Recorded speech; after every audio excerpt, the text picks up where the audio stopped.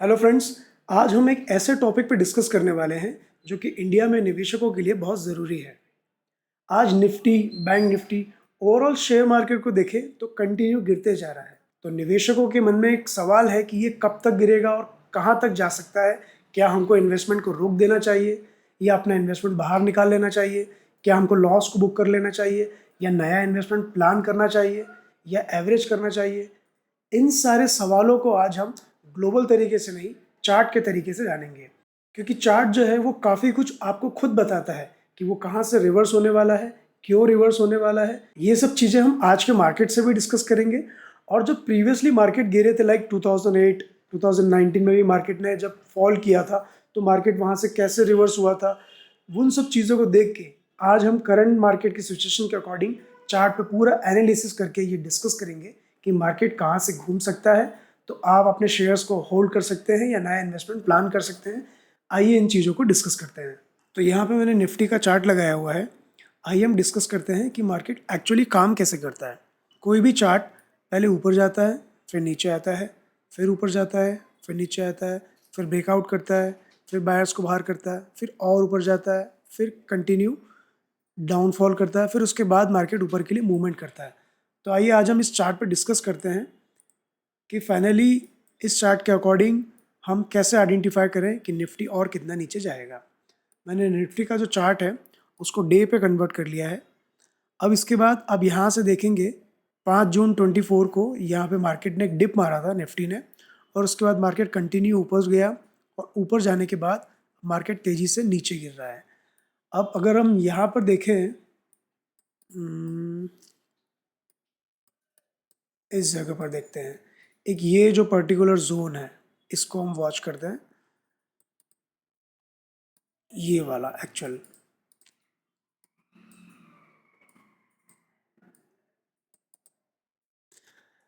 तो यहाँ पर अगर आप देखोगे मार्केट ऊपर गया, फिर नीचे आया, फिर ऊपर गया, फिर नीचे आया, फिर ऊपर गया, फिर उसी लेवल का उसने वापस से रिटेस्ट किया। कौन से लेवल का, मैं एक लेवल मार्क करता हूँ, ये अभी मैंने आपके साथ में डिस्कस किया था कि मार्केट किस तरह से बिहेव करता है। अब सेम आप यहाँ पे देखेंगे तो मार्केट ने बिहेव किया लाइक बायर्स बिठाए, फिर बायर्स को निकाला, फिर बायर्स को इनवाइट किया, फिर बायर्स को निकाला, फिर बायर्स को बिठाया, फिर बायर्स को निकाला।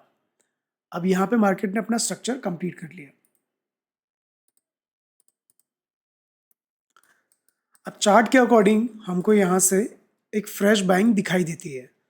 हम अगर इस टूल की मदद से ये देखें कि मार्केट कहाँ गिर सकता है, तो एक ये वाला जोन सामने आता है निकल के, जो कि इस वाले लेवल को हाईलाइट करता है। और जो अभी लेवल निकल चुके हैं मैं उसको भी हाईलाइट कर देता हूँ।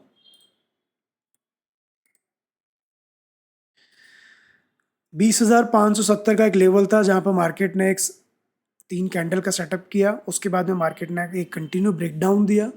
अब डाउन साइड का जो नेक्स्ट लेवल आता है वो आता है 21,700, और उसके बाद जो लास्ट लेवल आता है वो 21,400 का लेवल आता है। अब बफर में आप 100 पॉइंट और नीचे मान के चलिए, लाइक 20,300 आप उसको लेके चलिए कि निफ्टी 20,300 तक नीचे आ सकता है। अब आपको लग रहा होगा कि ये तो आज का करंट सिनेरियो है, ये कैसे अप्रूव्ड है कि ये नीचे गिर ही सकता है, यहाँ तक आ सकता है। तो आइए हम एक बार 2007 और 8 का जो मार्केट था वो कितना क्रैश हुआ था और वो क्यों क्रैश हुआ था, एक बार उस पर डिस्कस करते हैं।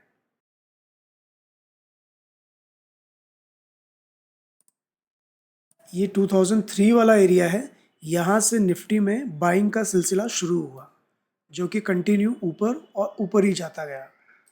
अब आप यहाँ देखोगे कि ये जो कंटिन्यू बाइंग आई थी, इसको बायर्स को निकालने के लिए मार्केट एक बार मूवमेंट डाउन साइड का ज़रूर करेगा। तो वो कहाँ तक करेगा, हम एक बार फिर से उसी टूल की मदद से देखते हैं।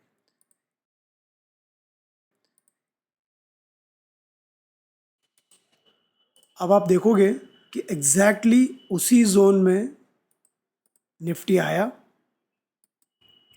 और वहाँ पे काफ़ी दिन टाइम स्पेंड किया उसने। पहले यहाँ पर एक उसने डाउन साइड पूरी विक बना दी ताकि सारे जितने भी बायर्स हैं और वो बाहर हो जाए।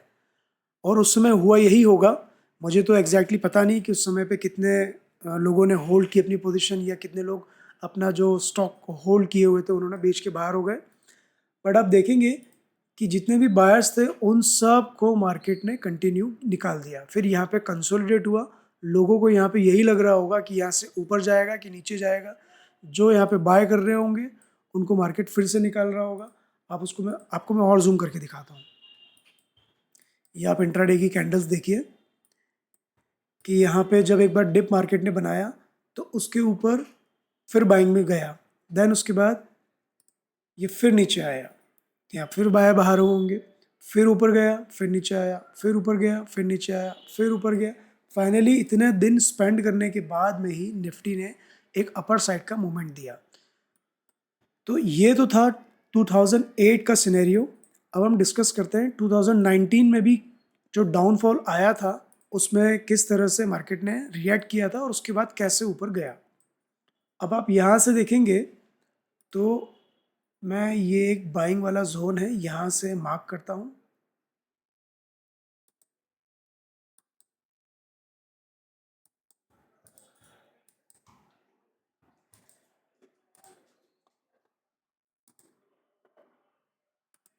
ये देखिए, ये कोरोना काल का टाइम जोन था। यहाँ पे मार्केट कंटिन्यू फॉल हुआ, कंटिन्यू फॉल होने के बाद में 0.78 का लेवल भी उसने तोड़ दिया। उसके बाद जब मार्केट रिवर्स हुआ तो कंटिन्यू उसने मूवमेंट किया अपसाइड का। बट आप यहाँ देखेंगे कि यहाँ पर भी कंटिन्यू बाइंग, फिर रिट्रेसमेंट, फिर बाइंग, फिर रिट्रेसमेंट, फिर बाइंग, फिर रिट्रेसमेंट, फिर बाइंग और एक शार्प फॉल। ये शार्प फॉल जो था ये सारे बायर्स को निकालने के लिए था ताकि मार्केट एक फ्रेश अपसाइड का मूवमेंट दे सके।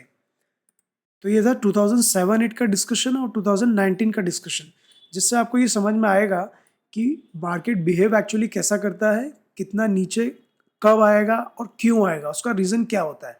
और मैंने अभी आपको ये भी बताया कि मार्केट और कितना नीचे गिर सकता है। एक बार मैं फिर से आपको लेवल्स बता देता हूँ ताकि आप उसको मार्क कर लो।